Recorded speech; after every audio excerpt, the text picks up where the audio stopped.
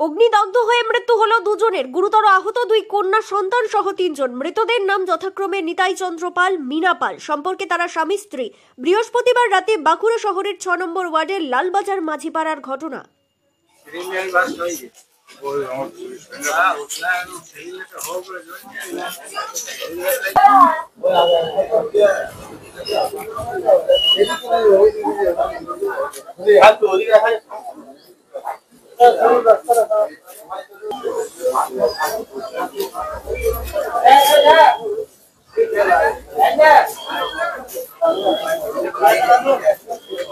दीदी जो metre line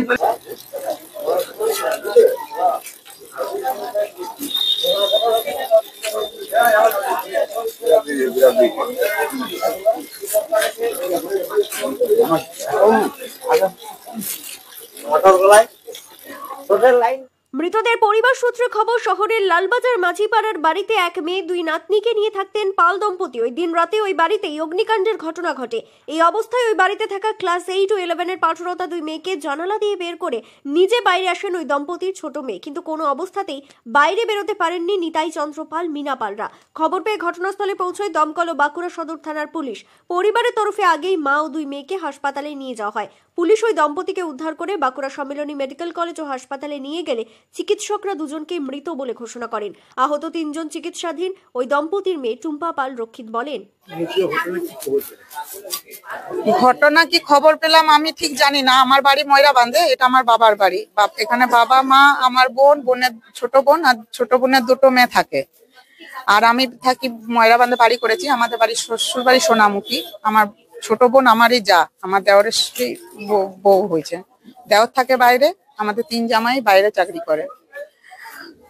আমি খবর পেয়েছি 12টা 20-তে ফোন করেছে রাত্রেবেলায় আমার মেজো বোন। তখন আমার ছোট বোনকে আর ছোট বোনের দুটো মেয়েকে রেস্কিউ করে ও নিয়ে যাচ্ছিল, যে দিদি এরকম তাড়াতাড়ি আয়, আমাদের মাঝিপাড়ার ঘরে আগুন লেগে গেছে, দাউ দাউ করে জ্বলছে, তুই দুটো কম্বল নিয়ে তাড়াতাড়ি আয়। আমি খবর পাওয়া মাত্রই, আমার মেয়ে ঘুমোচ্ছিল, আমার হাজব্যান্ড নাইট ডিউটি গেছে। আমি সেই অবস্থায় মেয়েকে কোনো রকমে উঠিয়ে কম্বল 3টে নিয়ে তাড়াতাড়ি আইছি। এসে যখন ওই কুয়োতলটার ওখানে পৌঁছেছি, তখন দেখছি পিছনের ঘরে অলরেডি আগুন তখন জ্বলছে। পিছন দিকে একটা রুম আছে, ঠাকুর ঘর, কাছ জানালার কাছ থেকে দেখাচ্ছে। কাছে আসতে দেখছি ফায়ার ব্রিগেড পুলিশ অলরেডি চলে এসছে, পাইপ দিয়ে আগুন নেভানোর খুব চেষ্টা করছে। তখনও কিন্তু আগুন সমানে জ্বলে যাচ্ছে। আমি এসে পুলিশগুলোকে ইনফর্ম করলাম, যে পুলিশ জিজ্ঞেস করছিল যে বাড়িতে কে কে আছে। আমি বললাম আমার বাবা মা এখনো আছে, আমার মেজো বোন, ছোট বোন আর দুটো মেয়েকে কোন রকমে ওই ছাতের গ্রিল দিকে ঝাঁপিয়েছে। ওরা ঝাঁপিয়ে নিজেদের প্রাণ কোন রকমে বাঁচিয়েছে, কিন্তু ওরা ভীষণ ভাবে ইনজুর্ড হয়েছে।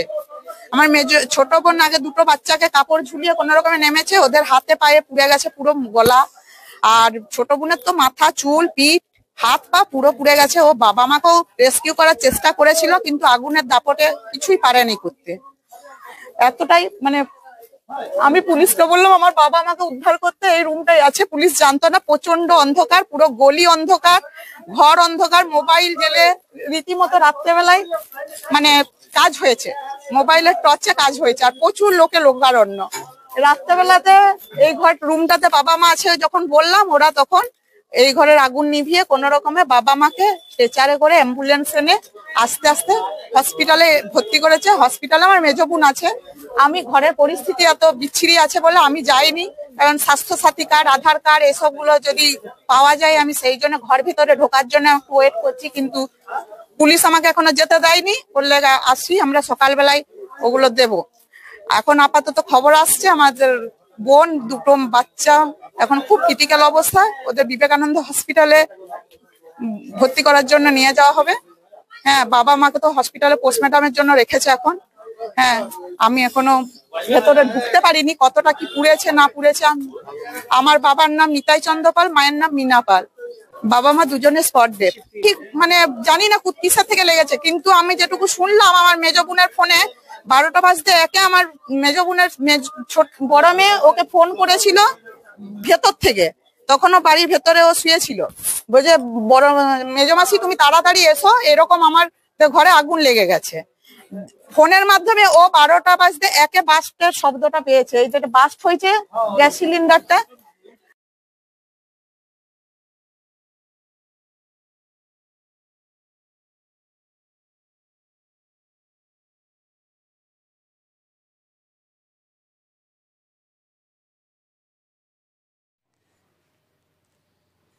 প্রতিবেশীরা জানিয়েছেন হঠাৎ করেই রাতে প্রচন্ড জোরে আওয়াজ হয়। বাইরে বেরিয়ে তারা দেখেন পাল বাড়িতে আগুন লেগেছে। ঠিক কি কারণে এই অগ্নিকাণ্ডের ঘটনা, বিষয়টি স্পষ্ট নয় কারো কাছেই।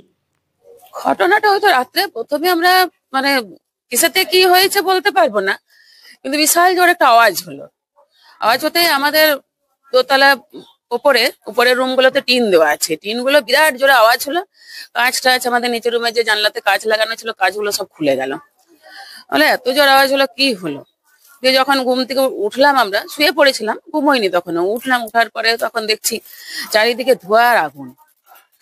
বাইরে বেরিয়ে দেখছে আগুন আগুন জ্বলছে। তারপরে যখন চিৎকার চেঁচামেচি, পাশাপাশি ঘরে সবারই বাড়ির দরজা খুলে বেরোতে হবে, বেরিয়ে বাইরে বেরোবো, তখন দেখছি ওদের বাড়িতে আগুন জ্বলছে, কিন্তু দরজা বন্ধ, ওরা তো কেউ বেরোতে পারছে না। আমরা বাইরে থেকে চিৎকার করছি। তারপর দেখছি অনেকে এই পাশ থেকে ছুটে আসছে। দিয়ে ওদের বাচ্চা মেয়ে দুটো ছিল, একজন 11-এ পড়ে আর একজন বোধহয় 7-8-এ পড়বে।